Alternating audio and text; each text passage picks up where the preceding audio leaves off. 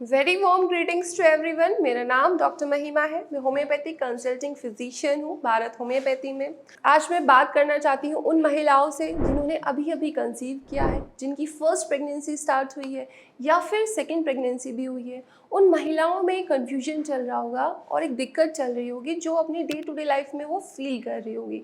वो इशू है white discharge. जी, आप भी वो चीज़ फील कर रही होगी कि आप वाइट डिस्चार्ज से सफ़र कर रही होगी। आपके मन में एक क्वेश्चन आता होगा कि जो वाइट डिस्चार्ज प्रेगनेंसी के स्टार्टिंग में मुझे आना शुरू हुआ है, क्या ये नॉर्मल है या अबनॉर्मल है?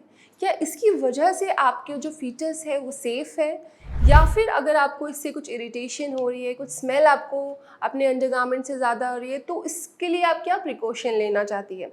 तो इसी के बारे में हम बात करेंगे। लास्ट में हम प्रिकॉशंस के बारे में बात करेंगे, तो ध्यान से वीडियो देखिएगा। महिलाएं जो कि अभी जिन्होंने कंसीव किया है, आपके लिए मैं बताना चाहूँगी, जब वाइट डिस्चार्ज शुरू होता है तो वो पहला संकेत होता है आपकी बॉडी का आपके लिए कि आपकी प्रेगनेंसी शुरू हो चुकी है।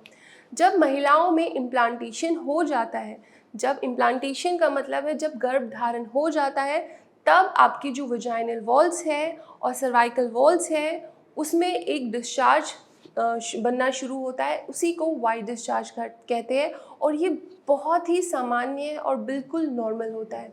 और इसका रीज़न सिर्फ इतना होता है कि जब इम्प्लांटेशन होता है तो महिलाओं की बॉडी में दो हार्मोन इंक्रीज़ हो जाते हैं। ईस्ट्रोजन हार्मोन इंक्रीज़ हो जाता है, प्रोजेस्टेरोन हार्मोन इंक्रीज़ हो जाता है। और ये दोनों ही हार्मोन आपकी प्रेगनेंसी को मेंटेन करने के लिए बहुत ही ज़रूरी है।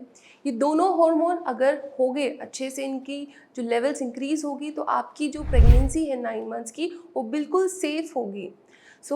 ये जो फर्स्ट रीज़न है इसको समझिए। एंड वाइट डिस्चार्ज बहुत कॉमन है, ये भी आप समझिए। सेकेंड इसका रीज़न हो सकता है कि जब आपकी प्रेगनेंसी के दिन बढ़ते हैं, जब महीने बढ़ने शुरू होते हैं, तो आपका जो फीटस है उसका भी साइज़ बढ़ना शुरू होता है।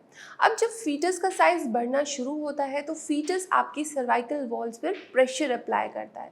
अब जब वहाँ पर वो प्रेशर अप्लाई कर रहा है तो वहाँ पे एक प्रोटेक्टिव मैकेनिज़्म शुरू हो जाती है जो कि वाइट डिस्चार्ज बनने लगता है, सो दैट वहाँ पे जो हार्डनेस है वो ख़त्म हो और वहाँ पे स्मूथनेस आने लगे, जिससे आपके यूट्रस को, आपकी वेजाइनल वॉल्स को, आपकी सर्विक्स की वॉल्स को कोई हार्म ना हो। तीसरा रीज़न ये भी हो सकता है कि जब फीटस बढ़ता है तो बॉडी में बहुत सारे चेंजेस आते हैं। यूट्रस का साइज़ बढ़ता है, आपके एब्डोमेन का साइज़ बढ़ने लगता है, आपकी स्किन जो स्ट्रेच होने लगती है। तो ये सब होने के साथ साथ आपका जो ब्लड फ्लो है वो भी बढ़ने लगता है। अब बढ़ते ब्लड फ्लो के साथ आपकी जो वाइट डिस्चार्ज की जो क्वांटिटी है, मात्रा है, वो भी इंक्रीज़ होना शुरू हो जाती है। तो ये सिंपल से 3 रीज़न है जो कि बहुत ही कॉमन है प्रेगनेंसी में। हर महिला शायद जब वो प्रेग्नेंट होती है तो ये चीज़ें महसूस करती है और वाइट डिस्चार्ज भी महसूस करती है, और हर महिला की बॉडी में ये फिजियोलॉजिकल चेंजेस आते ही आते हैं। ये 3 रीज़न हुए। अब बात करते हैं कि आप कैसे पहचान सकती है कि जो आपका सफ़ेद पानी है वो नॉर्मल आ रहा है या फिर उसमें कुछ इन्फेक्शन की गुंजाइश तो नहीं है। तो जो वाइट डिस्चार्ज है, समझिए उसको और अपने वाइट डिस्चार्ज को डायग्नोज कीजिए कि वो नॉर्मल है या नॉर्मल। और वो आप कैसे कर सकते हो?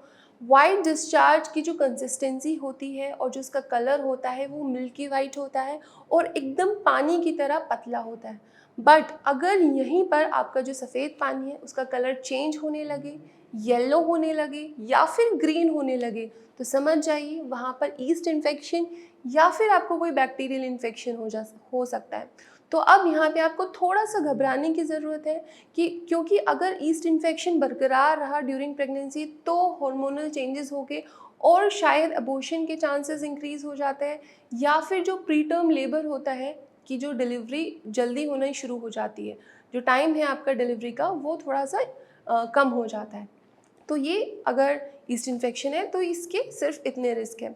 तो अब बात करते हैं कि आप अपने ईस्ट इन्फेक्शन और बैक्टीरियल इन्फेक्शन को कैसे ठीक कर सकते हो, क्या प्रिकॉशन आप अपनी डे टू डे लाइफ में ले सकते हो जिससे आप अपने ईस्ट इन्फेक्शन को ठीक कीजिए। तो फर्स्ट ऑफ ऑल, जब आप अंडरगारमेंट्स यूज़ कर रहे हो तो वो बिल्कुल ड्राई होने चाहिए, आपको उनको धूप में सुखाना चाहिए। सेकेंड, कि अगर ज़्यादा वाइट डिस्चार्ज है तो अपने अंडरगारमेंट्स आप दिन में 2 बार चेंज कीजिए, सोने से पहले ज़रूर उनको चेंज कीजिए। एंड थर्ड, आप अपने अंडरगारमेंट्स को सैवलॉन या फिर डिटॉल में वॉश कीजिए, उसके बाद धूप में अच्छे से उनको सुखाइए। फोर्थ, आप कोई भी इंटीमेट वॉश यूज़ कर सकते हो, जैसे कि मार्केट में अवेलेबल होते हैं, वजाइनल वॉश अवेलेबल होते हैं या फिर वी वॉश के नाम से अवेलेबल होते हैं। कोई भी आप इंटीमेट वॉश यूज़ कीजिए। अपनी जो एरिया है, प्राइवेट पार्ट्स हैं, उनको अच्छे से क्लीन रखिए। जो ईस्ट इन्फेक्शन है वो धीरे धीरे कम होने लगेगा।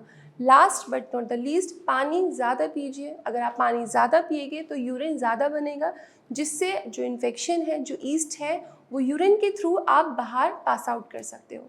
तो ये सिंपल से प्रिकॉशन है जो आप ले सकते हो, इसमें कुछ मुश्किल आपको नहीं होगी। और अपने वाइट डिस्चार्ज को, अगर उसका कलर चेंज हुआ है, ईस्ट इन्फेक्शन की वजह से हुआ है, उसको आप ठीक कर सकते हो। एंड जितनी भी न्यू प्रेग्नेंट मदर्स हैं, उनके लिए मेरी एक रिक्वेस्ट है कि अपनी प्रेगनेंसी के दौरान वर्कआउट या फिर एक्सरसाइज ज़रूर कीजिए, जिससे हार्मोन्स अच्छे से आपके बढ़ते रहे और जितने भी फिजियोलॉजिकल चेंजेस आपकी बॉडी में आते हैं वो नॉर्मल रहे। Thank you.